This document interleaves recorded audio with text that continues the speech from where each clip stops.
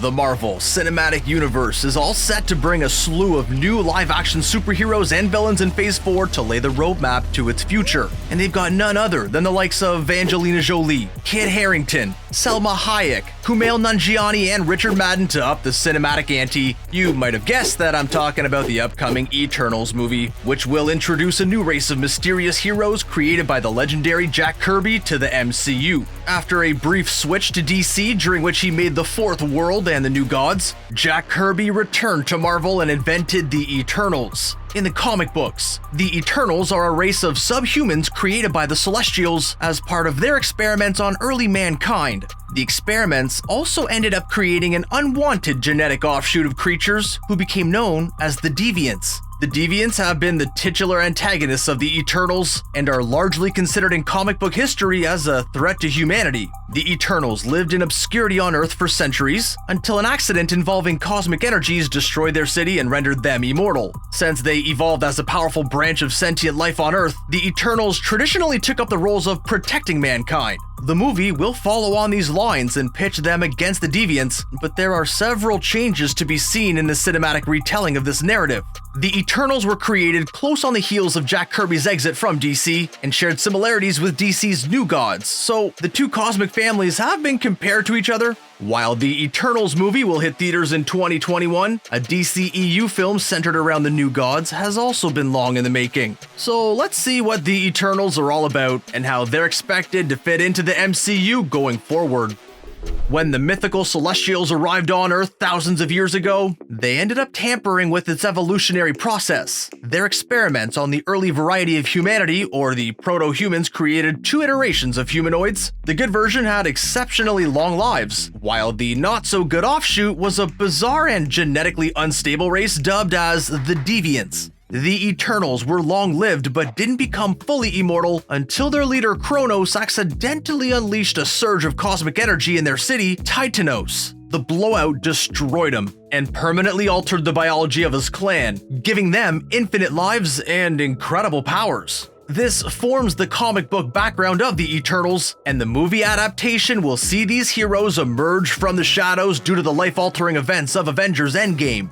While the movie is expected to be more or less aligned with the comic book storyline, the MCU is already making changes to its on-screen Eternals. We know that Salma Hayek has been cast as a gender-swapped version of Ajak. Ajak will also be seen as the leader of the Eternals in the movie as opposed to Zurus, who has traditionally been associated with that role. That's not all. Marvel has also been curiously tight-lipped about how it will portray the Deviants. The comics have established them as mankind's enemies, but it's likely that the MCU will attempt to recalibrate this perception and give their narrative a new spin. This would not be far from what Marvel did with the Elementals in Spider-Man Far From Home and the Skrulls in Captain Marvel. Regardless of how it plays out, the Deviants will certainly be central to the conflict in the film. Whatever they may or may not have been up to will result in a quote-unquote unexpected tragedy, leading to a confrontation between the Eternals and Deviants. The movie also has the potential to circle back to Thanos' comic book origins as the son of eternal parents who carries a deviant gene.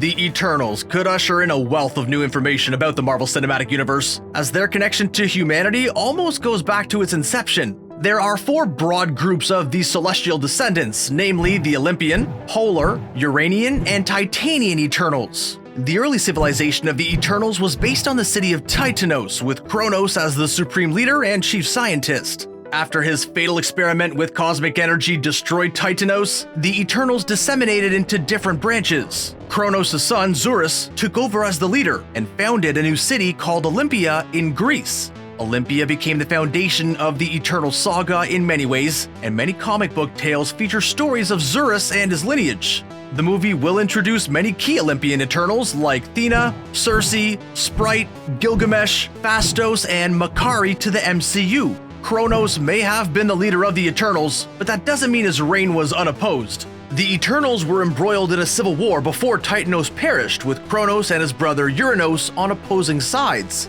Uranos lost the war and retracted to Uranus with his followers. They also made a copy of Saturn's moon, which was snuffed out while the Uranian colony prevailed. Uranos was at odds with his brother, and their differences were too dire to be resolved, which is a good conflict for the MCU to explore. After Kronos died, some Eternals were unhappy with Zurus replacing him as their leader. They were vouching for his other son Alars to take his father's mantle. Unhappy with the circumstances, they left with Alars to rebuild a spacebound colony on Titan. Alars then re-established the Titanian leg of the Eternals and developed romantic relations with a Uranian survivor to father Thanos and Eros. Thanos has already made a famous cinematic entry, but the MCU has not confirmed its version of the Mad Titan as an Eternal, so it's quite likely that the movie will have a cameo of the bad guy to establish that connection. Other than the Olympian, Uranian, and Titanian Eternals, there also exists a fringe group of the celestial offspring in Siberia. These polar Eternals were first led by the remarkably powerful Virako. After his death, his brother Vulcan became the incumbent leader. The modern-day polar Eternals have made their way into Russia and are not respected like their Olympian cousins. Despite this, exceptions like Icarus and Ajax have been portrayed as heroic characters and will have key roles in the upcoming movie. All of this builds a lot of excitement about what the Eternals will bring to the table story and character-wise. They're literally an entire race of superheroes that has not exposed themselves to the human world. While heroes like the Avengers have shared clear ties with humans, the same hasn't been true for the Eternals. They weren't around for the whole duration of Endgame, despite having powers that would have quickly overwhelmed Thanos. The comic book did lay out rules dictating non-interference on the part of the Eternals, but the movie should establish its own reason for why they don't seem to meddle with human affairs. Apart from that, it will also bring out a range of unique characters to look out for. What's notable is that, due to their cosmic makeup, each Eternal has more powers on their person than the genetic superhero. All Eternals are capable of teleportation, telepathy, telekinesis, levitation, creating illusions, and shooting cosmic rays from their hands and eyes. They also have the ability to harness molecules, which allows them to regenerate their bodies at will. As if that's not enough, the Eternals can channelize their cosmic energies to uniquely enhance some of their powers. This would explain why some of them are able to become more powerful than the rest. Kingo, for instance, is an expert swordsman in the comic books.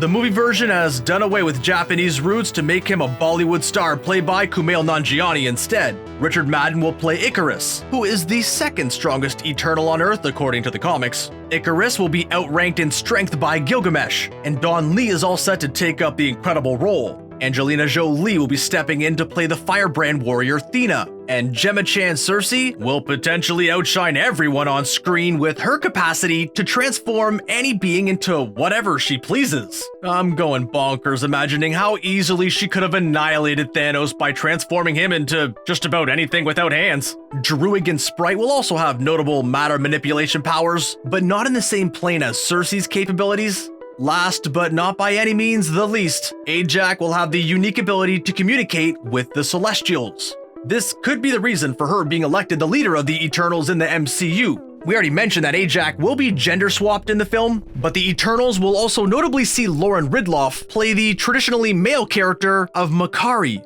Despite the lack of information on the Deviants, this new slate of heroes and their exceptional powers indicate that the stakes in the cinematic universe could not be higher. This means that Phase 4 will promise an equally impressive palette of villains, each more ominous than the last.